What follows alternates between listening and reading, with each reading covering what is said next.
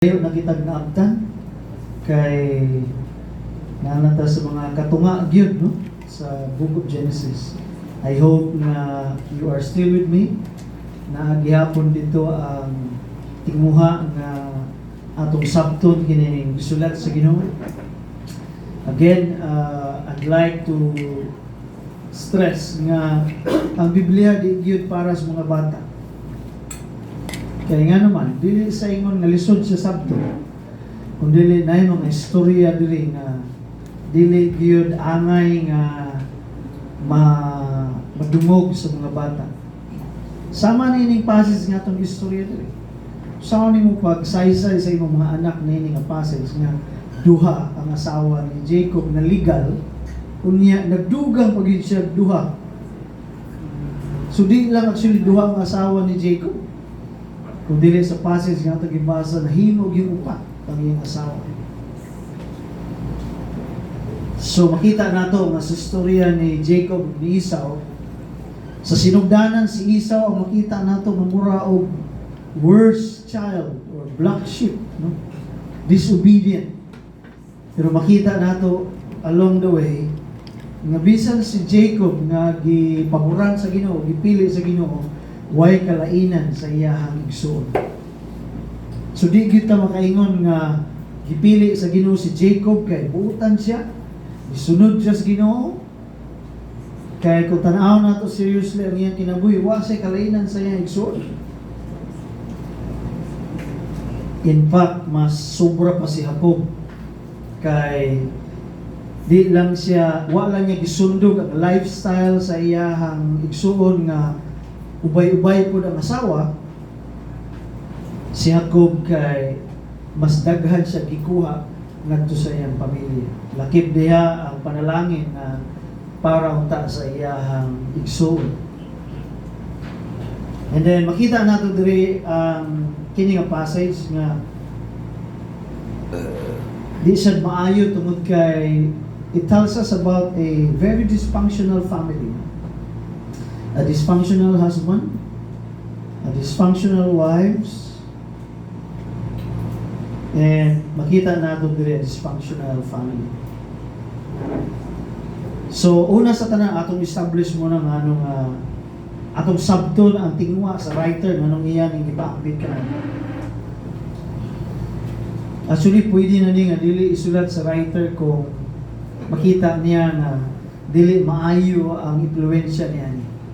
Pero God is so honest to us nga iyahang gi-communicate gyud in detail ang iyahang pulong ang mga nahitabo sa mga tao nga iyang gipili kaniya to in order for us to learn a important lesson in our time now. So sa may tumong ni Moses nga nung iyahan gisulat kanato despite nga pangit kaayo ang istorya nga nabasa mo. Pangit kaayo ang sinugdanan, pangit ang hinungdan. And ang hinungdan nga gisulat ni Moses, it is because kini ang passage nga naghatag og historical background kung paano nabuo ang nation of Israel, asa nagikan ang mga heads of their tribes. Kay in Israel aduna may 12 tribes, so dinhi nagsugod ang 12 tribes of Israel. Nya gipakita po sa writer diri kung unsay sinugdanan sa mga nasod nga gimugna sa Ginoo when he began to work sa Israel. And another reason nga nung gisulat ni kanato aron ipakita ang pangit nga history sa Israelita. Yung makaingon ka ba unsa bay naa sa Israel nga gipili sa Ginoo? Are they special? Are they gifted? Are they, obedient children? Nindot ba ang ilang pamilya nga nang pili sila sa Ginoo? Well, if you pay attention sa atong passage, makita nimo nga mao din ning pamilya gikan ng mga tribe of Israel. That is why the Bible says nothing in them that God would desire them. Pero makita nato diri ang ilang ugly history, ugly and dysfunctional family. And so that's where we look at it. Ang pangutana is that usa may tumong sa Ginoo nga atong makita kini nga dunay dako kaayo nga kalabigitan sa ato ang present life karon. We may not born in a dysfunctional family. Siguro nindot ang iyong mga pamilya karon. Praise the Lord for that. Pero dili nagpamatuod nga kining istorya diri wala ni kalambigitan nga ni kanang. So atong tan-awon kining mga pipila ka mga bersikulo, atong tan-awon ang duha ka asawa ni Jacob, si Jacob himself, and most importantly ang Diyos. Let's talk about God first. If you closely observe, kining nga passage begins with God and ends with God. Kining atong ibasa. Sa last verses of chapter 29, verses 31 hangtod sa 35, it was an act of God that God blessed Leah with children. And then if you go to chapter 30 sa katapusan, makita sa nato that it was an act of God that Rachel was given a son by the Lord. Niya makita nato dito sa passage nga isa lang yun ang anak ni Rachel. Later pa niabot si Benjamin sa iyang life. But in this particular time, Rachel born only Jacob one son.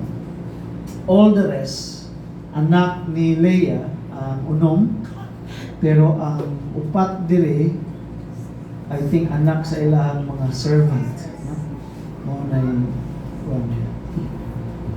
So that's about God. Makita nato dire na iyahang gihimo. So this passage tells us about God's sovereign grace, niining dysfunctional family, nga despite sa ilahang background, despite sa ilahang current setup, still the Lord, makita nato, has been working sa ilahang kinabuhi. Like for instance, how God worked sa life ni Leah. Makita nato diri how passionate ang Ginoo sa asawa nga wa gihigugma. Mao ni makita nato ang storya diri. It's interesting to note nga si Leah was an abandoned wife. Okay, even to the point sa last part sa passage, ang iyahang lingwahe, makita ni mong lingwahe niya ka Rachel nga, usa pa may mong gusto, kwaon na ni mo tanan. Kining mandrakes, later explain ako ng prutas nga gingon nila diya. Kining nakita, kaning harvest akong anak, imo pang pangayoon. Imo naging gikuha akong bana, imo pang pangayoon ang amo ang mga prutas. So makita nimo ang language ni Leah nga she was actually abandoned by her husband. Yeah, it is interesting to note nga kini nga passage makita nato dito yung how God took notice of Leah. Sa gingon diri sa verse 31 sa chapter 29, when the Lord saw that Leah was not loved. Nag-look din ni kayo, no? Kay makabalog yun ang Ginoo sa kanato mga asawa, mga husband. Makabalog yun ang Ginoo whether we love our wife or not. Nya kita mga husband, masuko man ta mga tanon. Ngayon ang asawa nga naigugma pa ba? Igugma lagi. Pero suko. Nya may mata kaayo matik-atik sa atong asawa, di ba? Pero bantay-bantay ta kay ang Ginoo makita gyud. Makabalog gyud siya whether we love our wife, no? Usahay ang atong expression of loving them kana bang di ta mohatag og init sa ulo nila. Mo na atong buwan. So kamot ta, nabaho ta, anak. Unya na mga panahon magdemand og tayo mga atong asawa maglagot kay kapoy kayo. Yung denta nga, di pa ba ego, nalab man ang narbaho ko na ning kamot ko, na pa ba yun? Kailahi man ang love language sa asawa. Yung denta nga, grabe sa gawin. Nanay mga asawa nga, ganahan kita sila magpamasahe sa likod. Kay love man na, kapoy kayo yung masahe. Huwag ganit na nagmahista-hista kay kapoy kay masahe. Eskwela kay tagtarong ko na dito mamahimong masahista. Karoon nga nabinyo na ito, mamasahe na may noon. So, reklamo ta. Pero God saw, God knew whether we love our wives or not.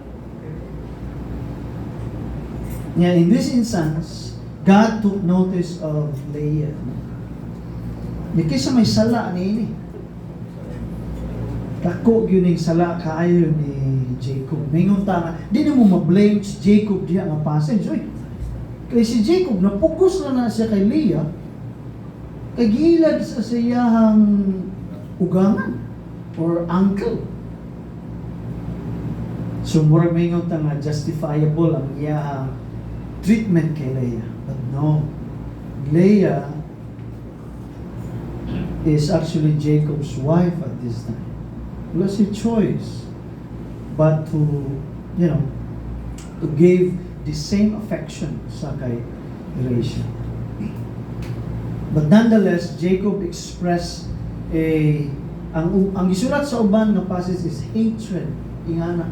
Diri sa NIV, not love ang ingon. No? Pero kuya ang ingon sa ubang passage, sa ubang translation. When the Lord saw that Leah was hated, ingana. So imagine mo na, kung mo translate na ito language, wag yun pakialam si Jacob kay Leah. So kinsa may nag-took notice sa kahimtang ni Leah? God Himself. God saw her misery. God saw her feeling of loneliness. God saw her feeling of not loved. Niya, by God's sovereign grace, God extended Leah in mercy and grace ng niya. Kung sa gihimo sa inyo, God allowed her to conceive children. Mao na paagi sa Ginoo para ipakita na giatiman siya sa Ginoo. Wa siya gipasagdan sa Ginoo. Bisag ipasagdan siya sa siyambana, wa siya gipasagdan sa Ginoo. In a 4 consecutive row, si Leah nag-anak o upat yun, pinaagi sa kahum sa Ginoo. And so that is why he was thankful to God, she was thankful to God, and thankful and hoping na higugmaon gid siya sa iyang husband. But even then, despite sa upat ka anak na iyang gihatag kay Jacob, it ends up na wala gihapon siya higugma sa iyang husband. So luoy, no? Luoy ang kahimtang ni Leah. Pero that is why makita nato na out of God's mercy, God's sovereign grace nga na kaniya, God blessed her with children in order for her to really realize that God is taking notice of her condition or situation. Niya tungod niini, beginning chapter 30, tungod niini na suko ang igsuon, nagselos gyud ang sister. Niya din niya nagsugod ang daghang complication, no? Yan. Kung sa'y gihimo ni Rachel, na maray kay Jacob, niya nag-inuwi. Sa ingon niya diha, tagai kog anak or mamatay ko. Grabe ng language, familiar language sa mga asawa ba? No? Kanang desperate language nga, hadlukon ka ba? Kung di mo ni wag, bahala ka diya. Kung di mo ni buhaton. Muna gihimo ni Rachel, iyang gihadlok si Jacob. And then verse 2, suko si Jacob tungod kay wa magyud siya mahimo niini. And so that is why all na iyang mahimo is that sukmata ng asawa tungod kay di niya kayang ihatag kanang iyahang panayo. And then money ang pinakapait nga gihimo ni Rachel in this time. Verse 3, Rachel gave Bilhah, her servant, to Jacob to become his concubine, or ang description na gamit diri is wife. So dili na siya servant but wife. Gihimo siyang surrogate mother sa ni Rachel. Ipangutana, nga naman nga maonig himo ni Rachel, okay? So makita nato diri ang desperation ni Rachel tungod kay wa man gyud siya gitagag anak sa Ginoo. And so out of jealousy and envy and anger, iyahang gihimo ang paagi nga sa iyang tan-aw pwede siya. Okay? Nga naman, and this is similar sa paagi nga gihimo ni Sarai to Abraham. Gihatag niya si Hagar aron anakan ni Abraham kay wa siya anak. Kay nga naman di siya kahulat sa Ginoo. Wa na siya kahulat sa Ginoo. Nya nagtuo si Rachel nga wa gyoy pakabana ang Ginoo niya. So that is why naghimo siya paagi. Unya kini nga act is actually an accepted tradition sa ilahang time. And so unsa may nahitabo diri? Dawat sa society or community nga ang imong servant ihatag sa imong husband aron anakan.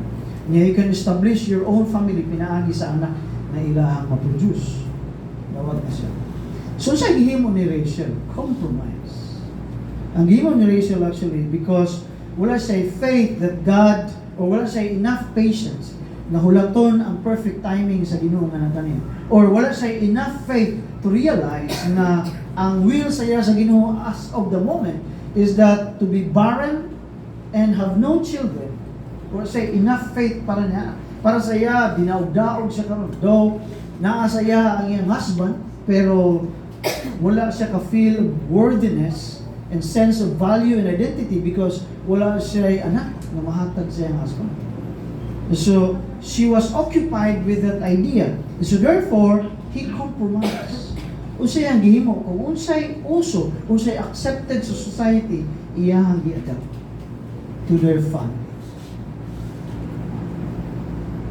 That is why it is a terrible act na gihimo sa wife ni Jacob na mga niya. Nya makita sa nato diri nga si Jacob is passive in that sense.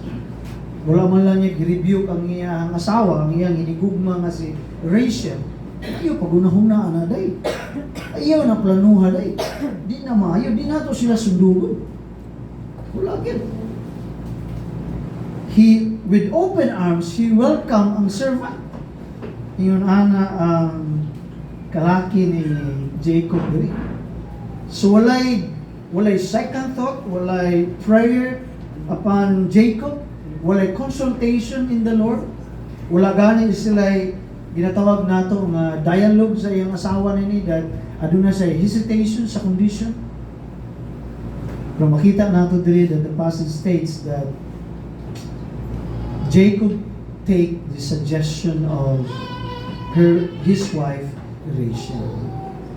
So therefore Rachel compromise ang iyahang relationship sa Ginoo bisan ang relationship sa iyang husband in order lang matuman ang iyahang gusto o ang iyahang sense of acceptance and sense of value as a wife. Kunya masulbad ang iyahang misery in terms of jealousy and envy against her sister. So iyahang gi-adapt ang what is commonly practiced sa ato tawag nato sa current community sa ilahang panahon. Sumuna na hitabo diya. And then what happened worse, ang gihimo pa gyud ni Rachel is that what happened in verse 6. Notice ninyo iyang giingon diya, ingon siya verse 6 in chapter 30, then Rachel said, God has vindicated me.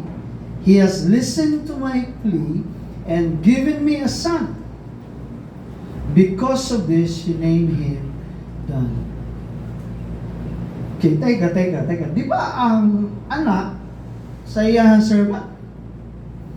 Siya ang nagsuggest na ihatag ang iyang servant diha sa iyang bana. Aron paanakan.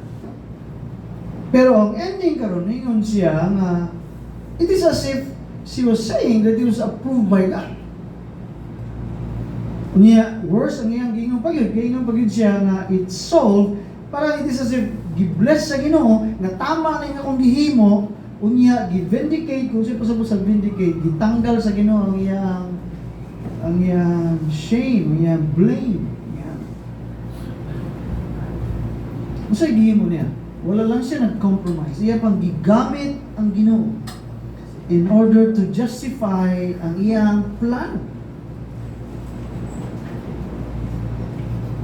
It is as if na it was approved by God, it was dictated by the Lord, it was blessed by God ang iyang plano. So nga nakahaglok ni gihimo na rin siya. The initiative coming from her, unya kay successful man. Nagkaanak man gyud ang iyang katama. So niyon siya, tama ang among plano, gi-bless sa Ginoo ang among plano, unya kana bang naminaw gyud ang Ginoo. Unya nakadungog gyud ang Ginoo sa akong mga hilak sa akong kasing-kasing. And so therefore, this is from God and of God. Yun. How many times nga magsama kay Rachel nga atong plano, atong initiative, atong gusto, pero mayingon ta, salamat sa Ginoo, kay gikan sa Ginoo.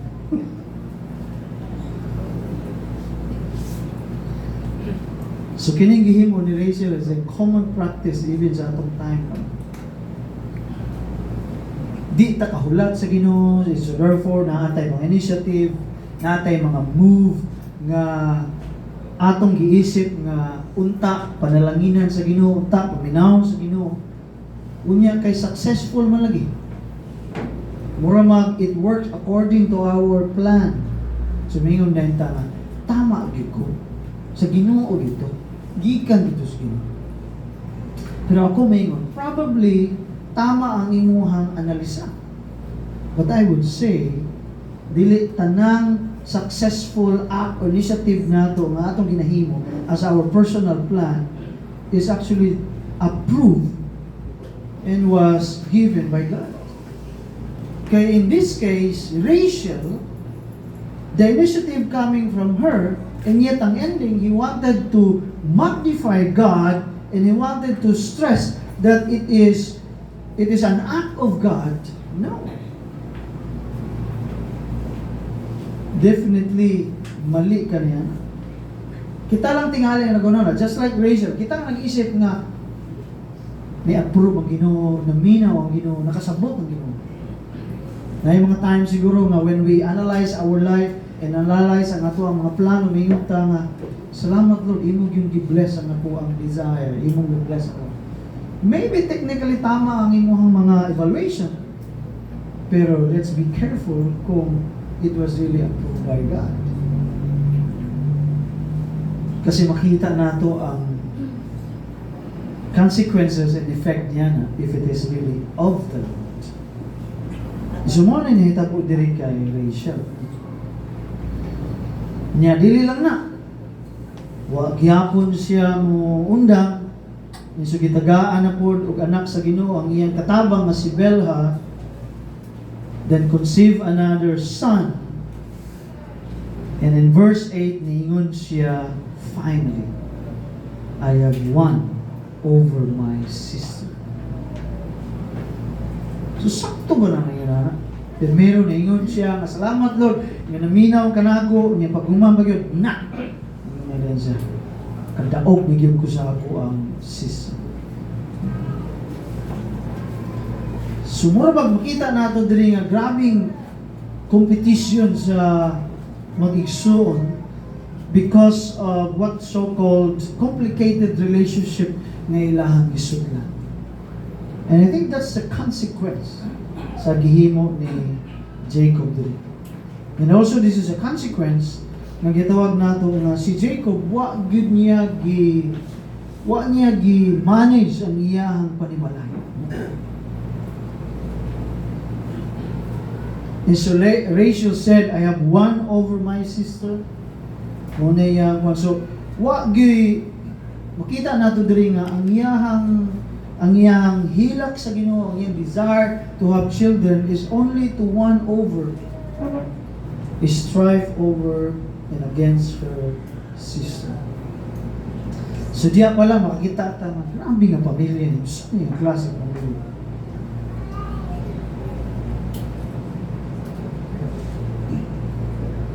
Unya ang lisod in verse 9 kay si Leah murag natakdan pud.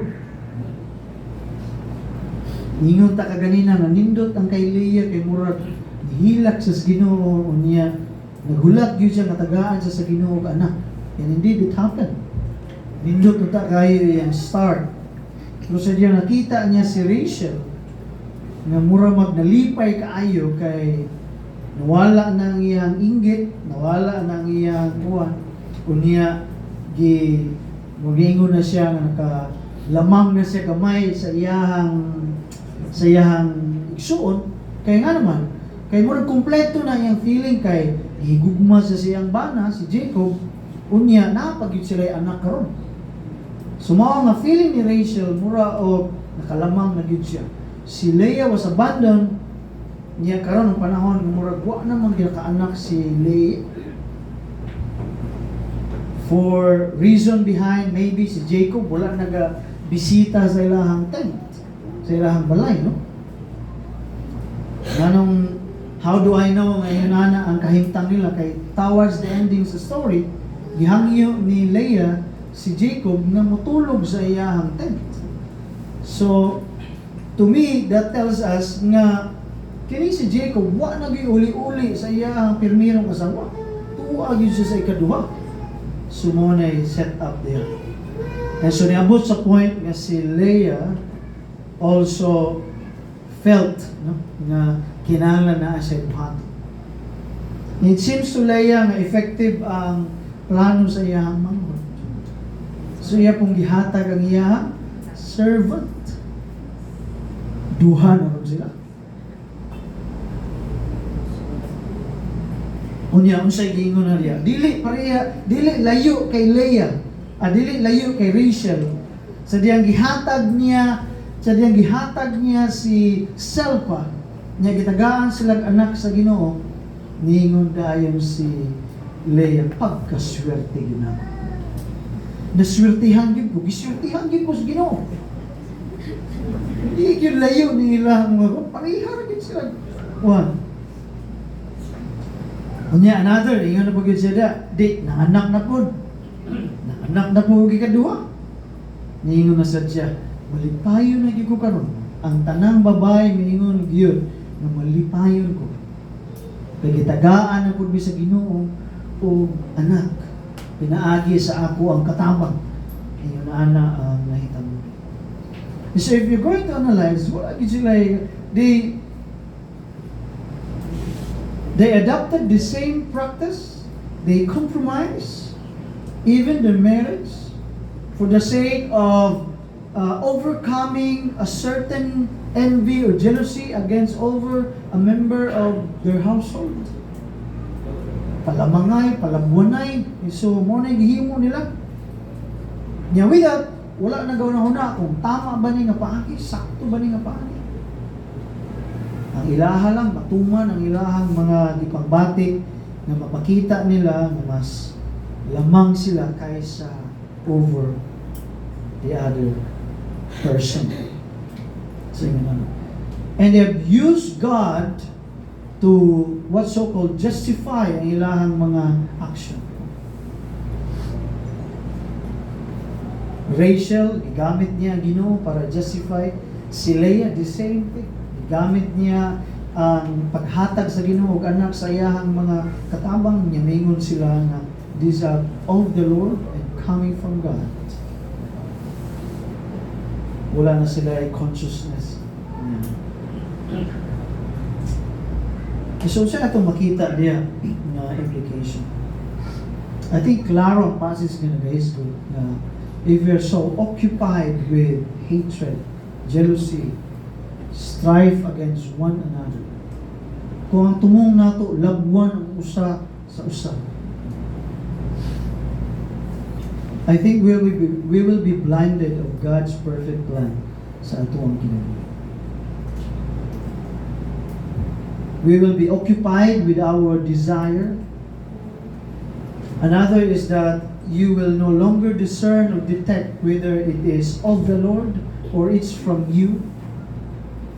And then worse, and finally, you will lose the discernment whether it is sinful act or God's will. And very sad to note na in the case of Jacob's wife, nagunahuna agad sila nga ang ilang paghatag sa ilang katabang, ang pag-compromise sa ilang marriage, ang pag-compromise sa ilang family was a blessing from God.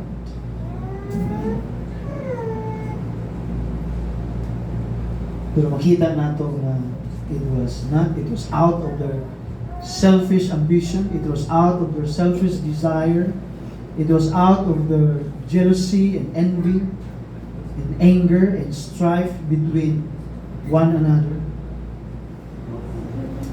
Mao na scenario niya.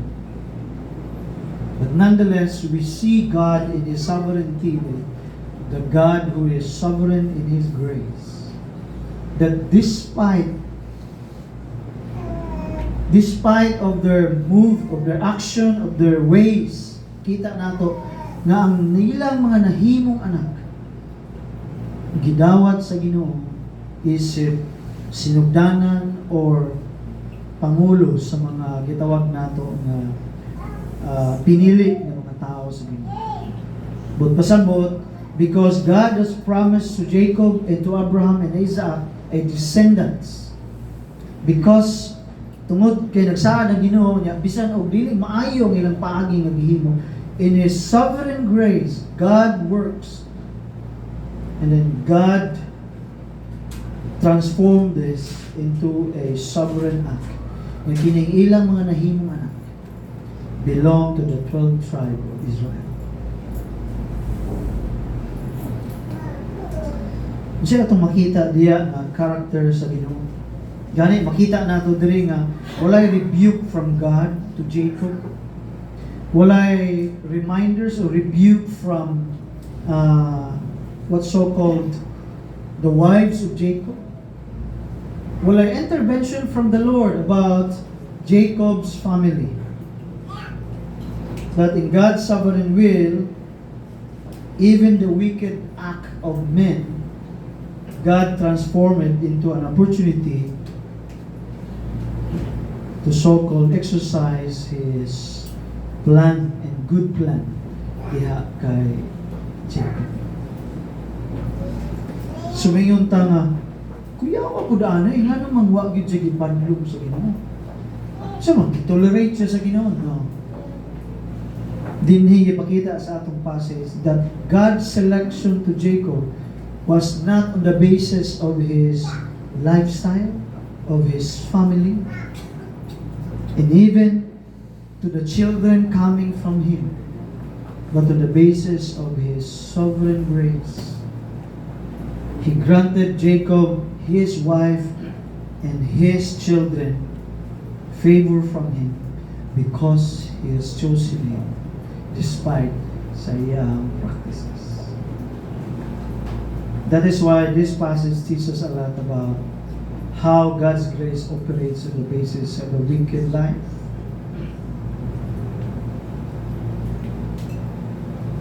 Kaingon gyud ta nga wala gyoy angay nga maayo nga makita kanato unha ta ana ta pilion sa Ginoo.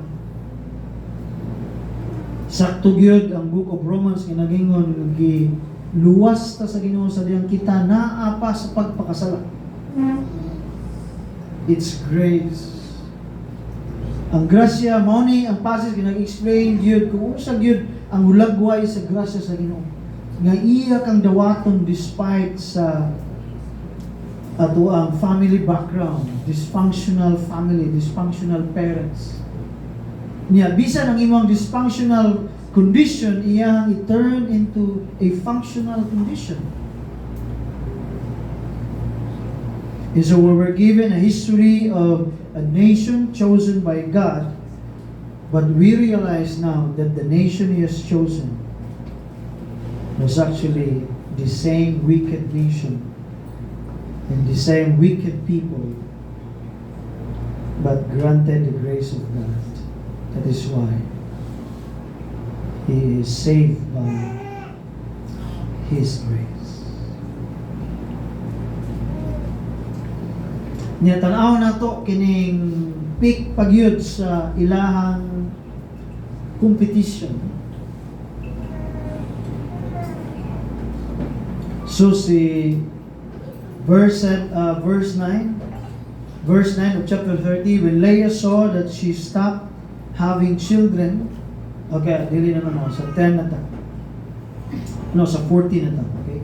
During wheat harvest, Reuben went out into the fields and found some mandrake plants, which he brought to his mother Leah. Rachel said to Leah, "Please give me some of your son's mandrakes." But she said, "Wasn't it enough that you took away my husband? Will you take my son's mandrakes too?" So sa may ginaingon ni Rachel ni Leah. Then padayon ta, "Very well," Rachel said. "He can sleep with you tonight in return for your mandrake son." Kuyaw kayo lang. Kung kukuha niyo ilang dialogue, kuyaw kayo lang dialogue. Okay. So itong salida ni Dingdong Dantes o ni Angel Locsin, di ba maringani mo itong istorya niya ito, no? Ningon si Angel Locsin, "Pahiram muna ng asawa mo." Kuyawa, pwede rin. Pahiram muna ng asawa mo. Kahit ngayon lang, ana tong na-remember ko ng lingwahe ng Angel Locsin niya, na? Wala ko kakita sa salida na, nadumog lang na ako na. Kaya gina-advertise ako na sa TV ba? Pahiram ng asawa mo, kahit ngayon lang, wag ana ba? Di mo nilang lingwahe dali. Kaya pangutana, nga naman, no, for the last time, si Rachel nihangyo kay Leah about sa kaning mandrakes, okay? Kay we all know, di ba? From the start, si Rachel, wag siya anak. Ang iyang nahimong anak is adopted sons from her servant. So mandrakes, unsa may critical ano nini? Ano gi-mention man din? So kay mandrake is known to be a kind of fruit. Superstitious ni sila. Walay proof nini, walay therapeutic claim dili. Okay? Pero nagtuo sila nga kini ang klaseng prutas daw kuno makatabang aron ang babae nga di ka anak makaanak. Yung mo man nakita ni Reuben sa field. So kaila sila nga kana nga klaseng kuan. So talagsahon na ni siya kay tagsa na ni ma-harvest. That is why si Rachel iyag yung gihangyo nga mangayo siya ni Hannah. Kaya naman, pagyapon siya mahuman sa iyang ginatawag nato nga contention nga gusto gid siya magkaanak. Desperate yun, desperate, very desperate. Mao gani nga gihimo niya ang compromising act because of her desperation. Sila nakita niya, wa sila in choice but to ask Leah, may tungod nini a particular fruit in mandrakes. So mo nang iyang gihangyo. Niya makita nato diri nga si Leah, she also took advantage of this particular request. Makita nato diri on the light side nga si Leah wa gyud siya ginatagad ni Jacob. Mo nga sa iyang statement suko kay siya kay Rachel. Kuhaan ang tanan. Gikuhaan ako nimo tanan. Niya kuhaon pag yun nimo ni among harvest. So out of desperation, si Rachel said, "I will give him to you for the purpose of, in exchange of the fruit." Inganana ang naitabulan. Verse 16, so when Jacob came in front of the fields, from the fields that evening, Leah went out to meet him. Ano ang lingwahe nila? "You must sleep with me," she said. "I have hired you." In other words, gibayaran nako ka. Okay. Para dili ka matulog sa balay. Amen. So, he slept with her that night. So, mga lingwahe nila. Pero kaning verse 17 is very intriguing para kanako. Look at verse 17. God listened to Leah. Yawa. Unya, at that point in time, I don't know kung one night lang ni request ni Leah ni siguro several nights ni siya. Kaya nga naman, ang condition siguro nila Rachel is that maybe several nights. Kay duha man ka anak gyud ang na-born out of this arrangement. Pero I was intrigued by the fact that God listened to Leah. So for the second time, God listened to Leah's misery and condition. So sinetabo dia, God gave or blessed them another 2 sons coming from Him directly. Ang top of 4, mo na nga unong ang iyang anak, kaya ang additional niya si Issachar and then si Zebulun, which is a legitimate child or children ni Leah. Dili lang na God also blessed them with, in verse 21, God also blessed them with a girl, a daughter, no? Si Dinah. Nganong gi-mention ni siya diri because of the following chapter, critical ang life ni Dinah. Okay. So later na natin mastinyan. And then, the most intriguing part is ang chapter, verse 22. God remembered Rachel. Gawan. So tanawan muna nato verse 17. God listened to Leah. So naay mga arrangement sila magigsuon, pero it transformed into a sovereign plan sa Ginoo aron tagaan pa siya og additional son or sons. So what is interesting or intriguing to me is that in this particular passage, God listened to both wives and God blessed both wives. Regardless of their actions, regardless of their former compromise, regardless of their former natawag nato act or wicked act by compromising their marriage and even their family. But God listened to Leah first, and then God blessed them with children. So ako mamutana na ni, hindi pa na ako matubag hantod karon. Which is, di ko ka-relate, kaya di man ko inahan. Di po ko babae. Usa may naani ni gibati gyud ni Leah nga nagpatalingog gyud ang Ginoo. Naminaw gyud ang Ginoo kay Leah. So akong gina-imagine nga siguro grabe ang kasing-kasing sa Ginoo nga nasabtan gyud niya kahimtang ni Leah nga for many years wa gyud siya ginabisita sa iyang husband, wa siya ginatagad. I would imagine nga Leah raised her 4 sons, her first sons. Naganabang single-handedly. Kay si Jacob tuwa kanunay dito kay Rachel. I don't know kung sa kaduol ni ilahang balay, maybe duol siguro na ayo, pero Jacob was, wala siya care. Gani ang description is that he hated Leah over Rachel. So maybe mo man ay nakita na struggle sa Ginoo over Leah. Yeah. But it's interesting to note that God took notice of the cry of a mother, the cry of a wife. Ningon galing ko habang nag-study ko nini nga sa asawa rin yung kamaminaw, Lord. Hindi yun pwede nga paminawan ni mong bana po. Laing kay ba kay ang Ginoo maminaw sa asawa niya, ang bana maminaw gyud sa asawa po. Wa may panahon nga kami may paminaw. Grabe ka sa akin. There kidding aside, I was intrigued by the fact that God took notice of the struggle of a wife, a mother. And very interesting that God took notice of it. Grabe ang grasya ko sa Ginoo. And then lastly and finally, makita nato dili na kung si Rachel nakahulak lang yun unta, God remembered her. Ano ba?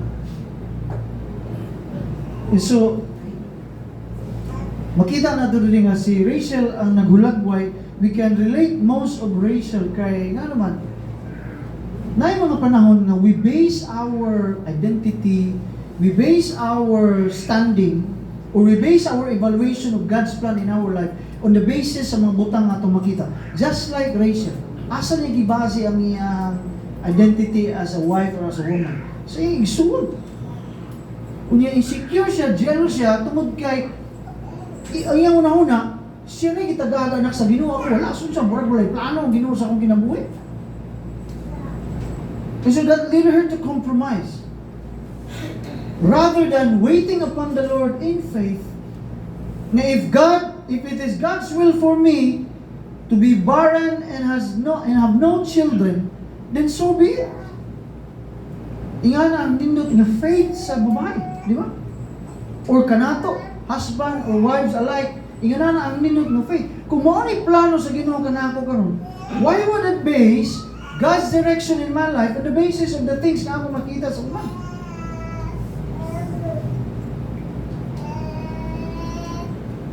Nganong kaingitan man ako ang ginahimo sa Ginoo kanila, nga wala ginahimo sa Ginoo sa akong kinabuhi karon.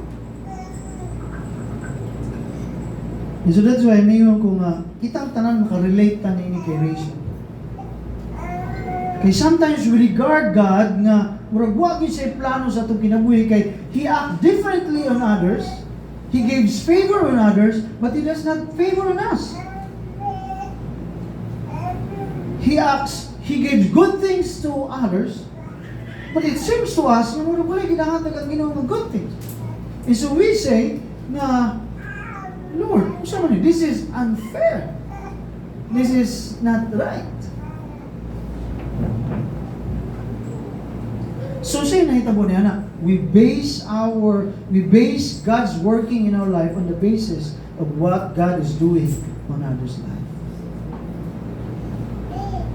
Kaya nga naman, di ta kahulat sa Ginoo o di nato kayang dawaton ang initial plan sa Ginoo sa atong kinabuhi. If it is God's will for her to be barren at this moment, why not? No? Or if it is God's will for us in this moment, ngayon na anay nga itong kahimtang karon, why not? Who are we to question God's plan in our lives? Nga maghimo magitag paagi, nga pugson magyud nato ang paagi. Aron lamang mapariha ang atong estado sa mga tao nga atong ginaluntaw usab. Or aron lang mapariha ang atong estado sa mga expectation na experience sa uban. Why is it that we cannot wait upon God? And I think this is the struggle within the pastors.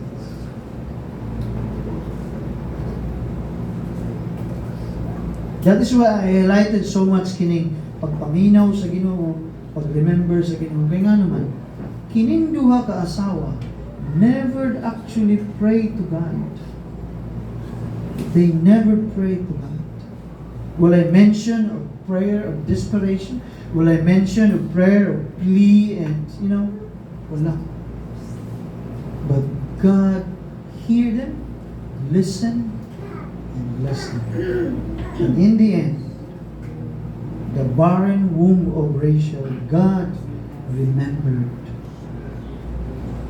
Only if they prayed unto God. Only if they trusted the Lord. Only if they waited upon God.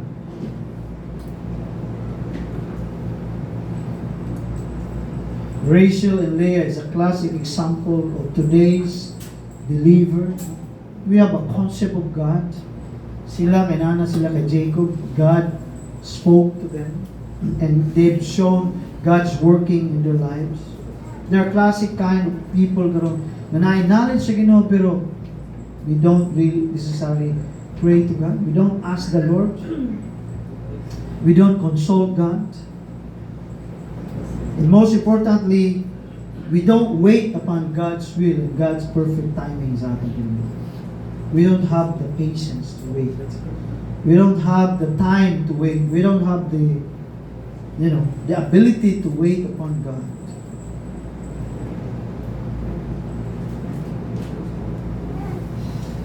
But one thing that is really good about God is that when He has given you the promise and when He has given you the favor, even though you don't pray to Him, You don't come to Him.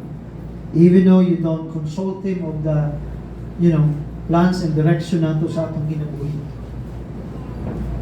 In times of our misery and desperation, God took notice. God listened, God saw, God will hear us. And then most importantly, God is always willing to respond, not with condition. He is willing to respond without any conditions. Kita nato diri nga iyang gipaminaw si Leah, gitagaan niya anak sila, pero wa gid niya gibuy-buy si Leah. Nganong wa man kakahulat, natagaan pa man takagduha, pero nganong imo man gihatag yun ang imong katambang? Si Rachel, wa po niya gibuy-buy yun, nga day, kung nagpaabot lang yun ta kaday, tagaan yun takag anak. This is amazing about God. He does not know na dili lang siya kabalo maminaw sa ato ang mga secret events sa atong kinabuhi. Dili andam gyud pud siya mo respond sa ato ang mga tingog. Kaya lang dakong reminder diri is that let God be sovereign over our family, over our lives, even over in our desire. Kaya kung dili natin nabuhaton, it would lead us to a compromising act. Just like Leah and Rachel. A compromising act. Doing the things what the world normally do. Sundugo na lang ang uso kay di na ta kahulat sa Ginoo, di na ta ka wala tayo enough time, enough courage to wait upon the Lord. And so therefore, we need to do something on our own. Tingnan naman, we're occupied with what we want, what we desire, and what we want to really see and happen in our family. And we forget that there is a God who listened, who saw, who planned, and who acts sovereignly sa ato ang pamilya. Thank God in this dysfunctional family nga ang pabor sa Ginoo naagid. Kay kung wala, miserable gyud ang kaminyo ni Jacob, miserable gyud iyahang pamilya.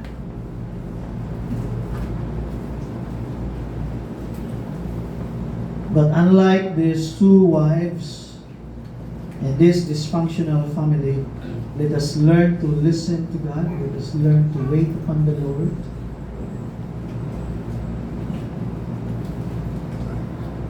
Tungod kay dili nagpasabot nga ing ana ang kondisyon sa imong pamilya o imong maybe health, maybe imong status, maybe your identity, dili nagpasabot nga mingon ta nga wa ka man duman sa Ginoo, wa kakita ang Ginoo nimo, wa maminaw ang Ginoo nimo. I think our struggle is that between our timetable and God's time frame. And we know now that God does not operate on the basis of our time frame, in our timetable. Because He is sovereign, He has His own calendar. He has His own plan. And in fact, His plan is greater than any options we have. And so if He has not given you this, kung wa pa gihatag sa Ginoo nga kaning mga butang nato nakita sa uban nga gusto ta nato nga nasa tuwa pero wa gihatag sa Ginoo, dili nagpasabot, manghimo na tagpaagi kay wa nato na makuha sa Ginoo. Usa lang ang pasabot niya na God want us to be in that condition because being sovereign, that's what He wants to us. Nga I think kana ang lisod dawaton. Kana ba maingon ka sa Ginoo ba nga Lord?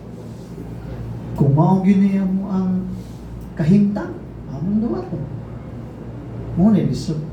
Lord, kung mao gyud ang imong katuyuan, among dawaton. Mo na lisod. Mo na challenge. But if you know God being sovereign, that's part of that should be our language. You want us, you allow this to happen, you have put us in this condition, then so be it. because you are God.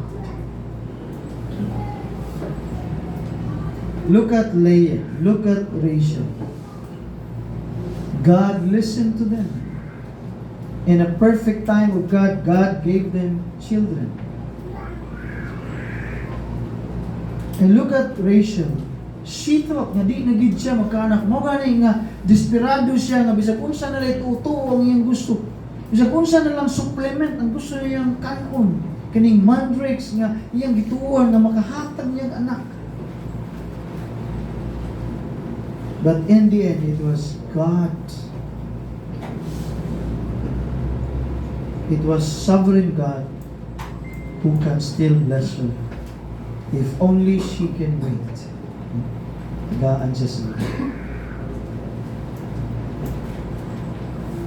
then the final purpose ngano nga gisulat ni sa writer nato tungod kay it was in this passage that Joseph was introduced. And in the final chapter of Genesis, the story focuses about Joseph, the final son of Jacob. No, not final son, but the second to the last, but the chosen one among the youngest.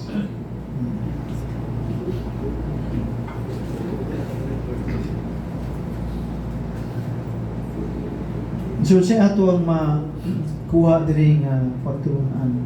Daghan ang giingon. And I think one of the emphasis na gusto natong makita diri matungod sa atong mga tinguha gusto kinaiya. Di na nato makita ang plano sa Ginoo sa atong Ginoo. Niya maghimo na tag mga paagi nga di na subay sa kalutom sa Ginoo.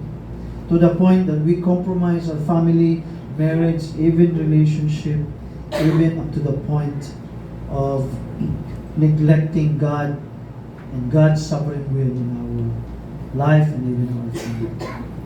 I hope, unlike Rachel and Leah, we will learn to wait upon God, listen to God, and then submit upon His plan and will to any given circumstances. And so I may not know, siguro ang struggle sa passage nga itong ibasa dito is barrenness, acceptance, identity, value. I don't know kung saan ang imuhang struggle sa inyong life sa kamay. You long for acceptance, you long for healing, you long for identity, you long for something that you don't have and then others have. You know? Is there something that you desire and yet wa panimo na experience good o kakuha gikan sa Ginoo? I don't know. But I hope and I pray that unlike Leah and Rachel, we will learn to trust upon the sovereign will of God, because He is the God who saw, who listened, and remembered. And when He does, He will always act by His power and by His grace to give unto us what is duly unto us. Thank you, Lord Jesus, for this honest